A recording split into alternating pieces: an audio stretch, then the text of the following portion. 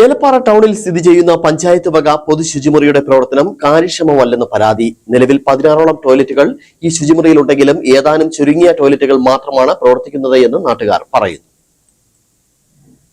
ഏലപ്പാറ ടൗണിൽ ബസ് സ്റ്റാൻഡിന് സമീപത്താണ് പഞ്ചായത്ത് വക പൊതു ശുചിമുറിയുള്ളത്. 16ഓളം ടോയ്ലറ്റുകൾ ഇതിനുള്ളിൽ നിർമ്മിച്ചിട്ടുണ്ടെങ്കിലും 3-4 എണ്ണം മാത്രമാണ് നിലവിൽ പ്രവർത്തിക്കുന്നതെന്ന് നാട്ടുകാർ പറയുന്നു. ഇതോടൊപ്പം വെള്ളത്തിന്റെ അഭാവവുമുണ്ട്. കൂടാതെ സമയാസമയങ്ങളിൽ അറ്റകുറ്റപ്പണികൾ നടത്താത്തതിനാൽ ശുചിമുറിയുടെ പ്രവർത്തനം കാര്യക്ഷമമല്ലെന്നും നാട്ടുകാർ പറയുന്നുണ്ട്.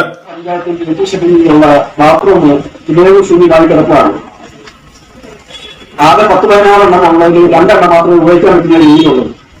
വെള്ളമില്ല. എപ്പം കുറിച്ചുള്ള ആഴ്ചയിൽ ഒന്നാണ് വരുന്നത്. ചെത്തിട്ടാണെങ്കിൽ നിറഞ്ഞു കിടക്കുകയാണ്. അപ്പം യാത്രക്കാർക്ക് ഭയങ്കര ബുദ്ധിമുട്ടായിട്ടിരിക്കുകയാണ്. സ്കൂൾ കുട്ടികളും അമ്മയും ബാക്കിയുള്ള യാത്രക്കാരൊക്കെ വളരെ ബുദ്ധിമുട്ടാണ്. എപ്പോൾ ആവശ്യമില്ലാതാണ്.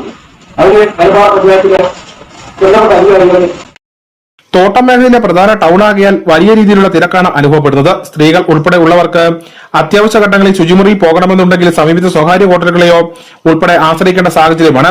ഇതിനു മുമ്പ് സമാന രീതിയിൽ ശുചിമുറിയുടെ പ്രവർത്തനം പ്രതിസന്ധിയിലായിരുന്നു.